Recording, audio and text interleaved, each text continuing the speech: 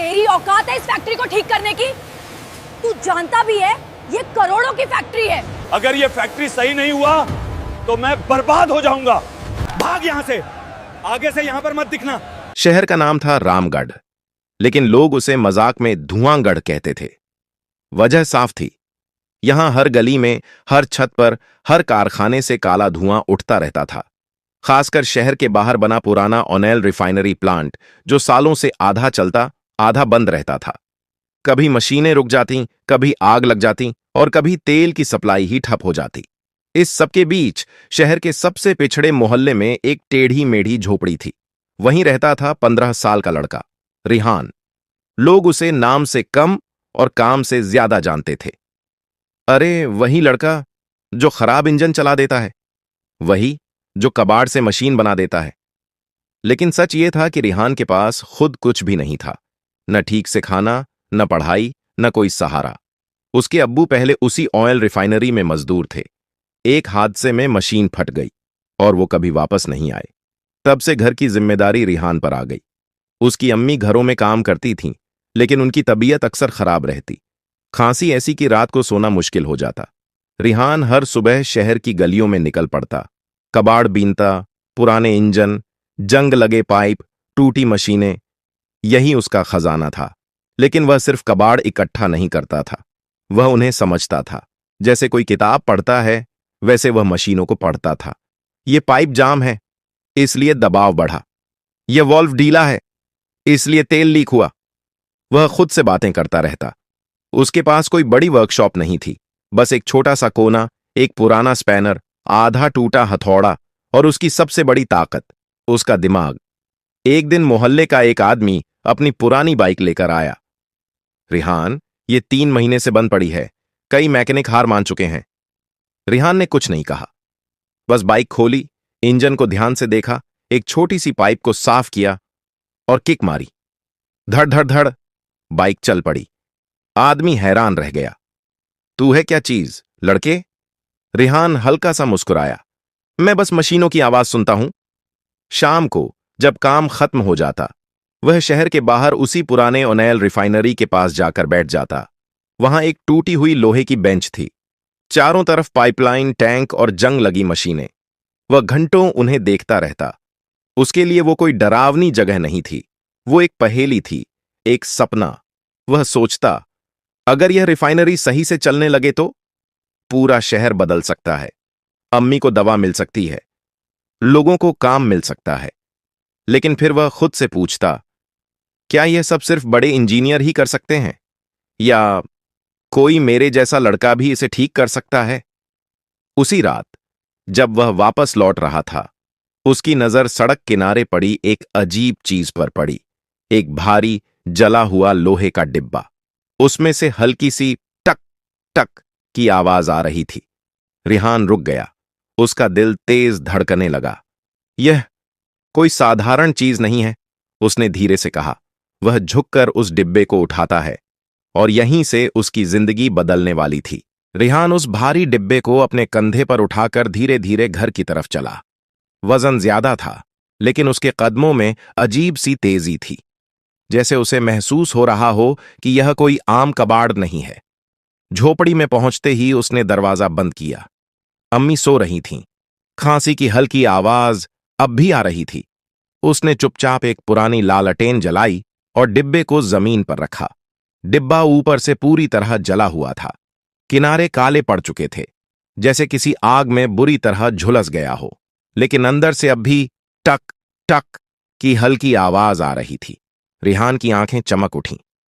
मतलब यह अभी जिंदा है, वह बुदबुदाया। उसने धीरे धीरे स्क्रू खोलने शुरू किए। ढक्कन जैसे ही खुला, अंदर का नजारा देखकर वह कुछ पल के लिए ठिठक गया। अंदर तारों का जाल था, छोटे छोटे सेंसर, गोल चिप्स और बीच में एक डिजिटल स्क्रीन। स्क्रीन आधी जली हुई थी, लेकिन उस पर कुछ शब्द चमक रहे थे। Refinery flow control module. Rihan अंग्रेजी पूरी तरह नहीं समझता था, लेकिन फ्लो और कंट्रोल जैसे शब्द उसने पहले सुने थे। उसने तुरंत अंदाजा लगाया, यह तेल के बहाव को कंट्रोल करने वाली मशीन है। उसका दिमाग तेजी से चलने लगा। अगर यह खराब है तो पूरी रिफाइनरी रुक सकती है। उसने एक एक तार को ध्यान से देखना शुरू किया। ये वाला कटा है, ये जल गया, और यह कनेक्शन ढीला है। वह खुद से बात करता जा रहा था, जैसे कोई डॉक्टर मरीज की हालत समझ रहा हो। तभी अचानक स्क्रीन झिलमिलाई। Error, pressure imbalance. रिहान की सांस रुक गई। प्रेशर गड़बड़ है, इसलिए सिस्टम बंद हुआ होगा। उसे अब यकीन हो गया था, यह डिब्बा उसी रिफाइनरी का हिस्सा है, और शायद बहुत जरूरी हिस्सा। उसी समय बाहर से शोर सुनाई दिया। सायरन, गाड़ियों की आवाज, लोगों की भाग दौड़। रिहान बाहर निकला। गली में लोग इकट्ठा थे। क्या हुआ? उसने एक आदमी से पूछा। अरे तूने नहीं सुना? आदमी बोला। रिफाइनरी फिर से बंद हो गई। इस बार मामला बड़ा है, पूरी सप्लाई रुक गई है। दूसरा आदमी बोला। सरकार वाले आए हैं, कह रहे हैं कोई जरूरी कंट्रोल मशीन गायब हो गई है। रिहान का दिल जोर से धड़कने लगा। उसने धीरे से अपने झोले को पकड़ा, जिसमें वही डिब्बा रखा था। अगर ये वही मशीन है तो? भीड़ में एक और आवाज गूंजी। सुना है, उस मशीन के बिना रिफाइनरी महीनों तक चालू नहीं होगी, करोड़ों का नुकसान होगा। रिहान के दिमाग में जैसे बिजली दौड़ गई। उसने एक बार फिर अपने झोले की तरफ देखा, फिर आसमान की तरफ, और धीरे से कहा, शायद यह मौका है। रिहान भीड़ के बीच खड़ा था, लेकिन उसका ध्यान कहीं और था। हाथ अपने झोले पर था, दिल तेजी से धड़क रहा था। क्या मुझे यह मशीन दे देनी चाहिए? उसने खुद से पूछा, या पहले खुद ठीक करने की कोशिश करूं? भीड़ में खड़े लोग तरह तरह की बातें कर रहे थे। सरकारी लोग तो पागल हो गए हैं, कह रहे हैं बिना उस मशीन के पूरा प्लांट बेकार है, नई मशीन आएगी तो महीनों लग जाएंगे। रिहान के कानों में हर शब्द गूंज रहा था। उसे अपनी अम्मी का खांसता चेहरा याद आया। खाली बर्तन, अंधेरी रातें। उसने मुट्ठी भींच ली। अगर मैं इसे ठीक कर पाया तो सब बदल सकता है। वह बिना कुछ कहे वापस झोपड़ी की ओर दौड़ पड़ा। अंदर पहुंचते ही उसने दरवाजा बंद किया और मशीन को फिर से सामने रखा। लालटेन की लौ हिल रही थी, जैसे वह भी इस पल की गवाह हो। रिहान ने गहरी सांस ली। गलती की गुंजाइश नहीं है। उसने काम शुरू किया। पहले उसने सारे जले हुए तार अलग किए, फिर कबाड़ से निकाले पुराने तारों में से सही वाले चुने। ये मोटा तार यहां काम आएगा, और ये पतला वाला सेंसर के लिए। वह बेहद ध्यान से हर कनेक्शन जोड़ रहा था। कभी रुकता, आंखें बंद करता, और जैसे मशीन की आवाज सुनने की कोशिश करता। नहीं, ये सही नहीं लग रहा। वह फिर से खोल देता। समय बीतता जा रहा था। रात गहरी हो गई। अम्मी की खांसी फिर से गूंज उठी। बेटा, अभी तक जाग रहा है? अंदर से कमजोर आवाज आई। हां अम्मी, बस थोड़ा काम बाकी है, रिहान ने जवाब दिया बिना नजर उठाए। क्या कर रहा है इतना जरूरी? रिहान कुछ पल रुका, फिर धीरे से बोला, अगर ये ठीक हो गया ना, तो शायद हमारा शहर बदल जाएगा। अम्मी चुप हो गईं। कुछ देर बाद बोली, खुद को मत खो देना बेटा, मशीन से बड़ा इंसान होता है। रिहान हल्का सा मुस्कुराया। और इंसान का काम है चीजों को ठीक करना। रात के 2 बज चुके थे।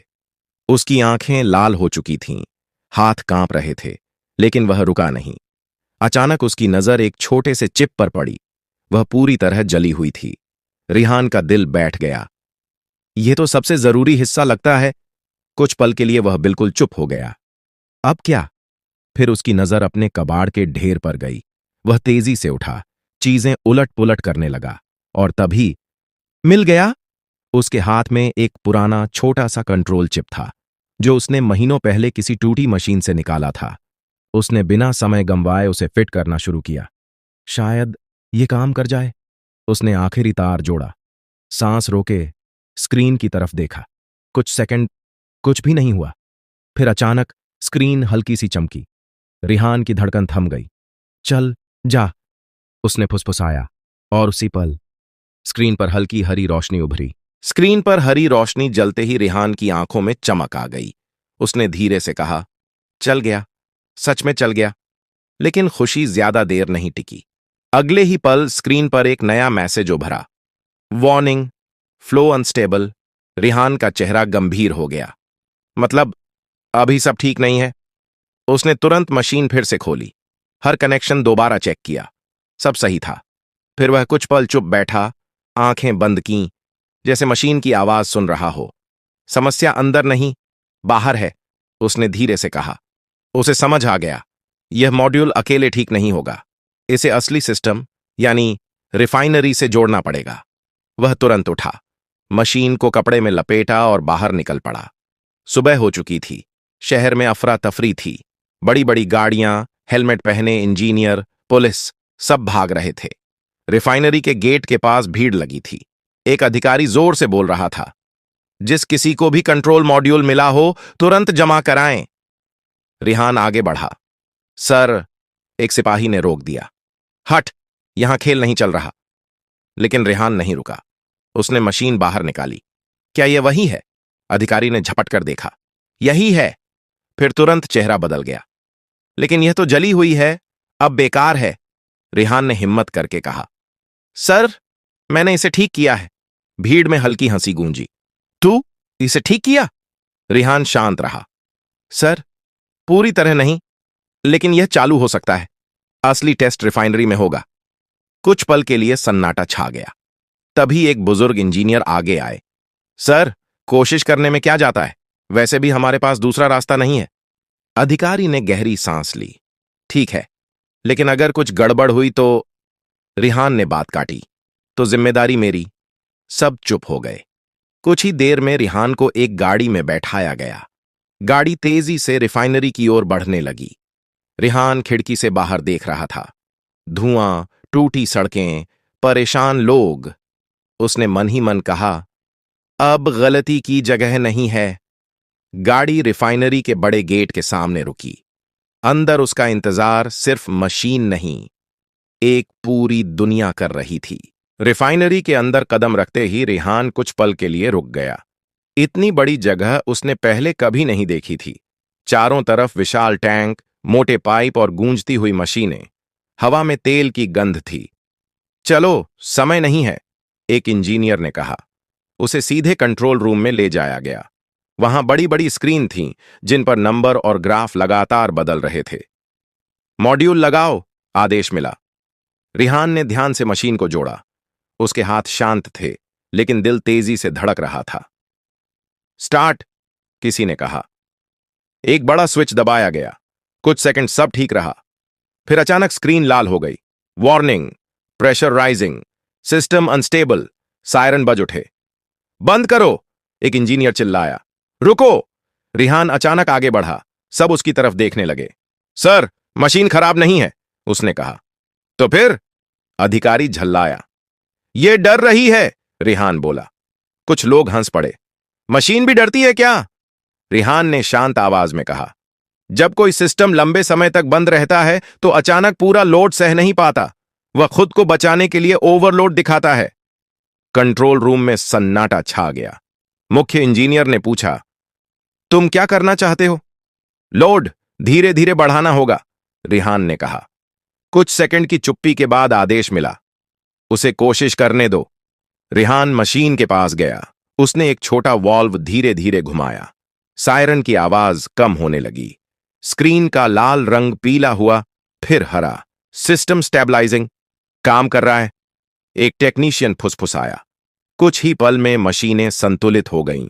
दबाव सामान्य हो गया। कंट्रोल रूम में पहली बार सुकून महसूस हुआ। लेकिन तभी एक और स्क्रीन चमकी। सर, तेल आगे नहीं जा रहा, एक टेक्नीशियन बोला। क्यों? पुरानी लाइन, शायद जाम है। रिहान तुरंत समझ गया। पुरानी पाइपलाइन में रुकावट है, उसने कहा। अगर उसे साफ नहीं किया गया तो सप्लाई आगे नहीं जाएगी। अधिकारी ने माथा पकड़ा। अब यह नई मुसीबत? मुख्य इंजीनियर ने रिहान की तरफ देखा। क्या तुम यह भी ठीक कर सकते हो?